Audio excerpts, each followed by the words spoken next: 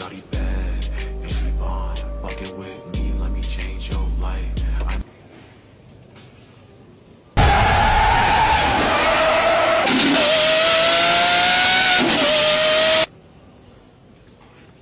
I'm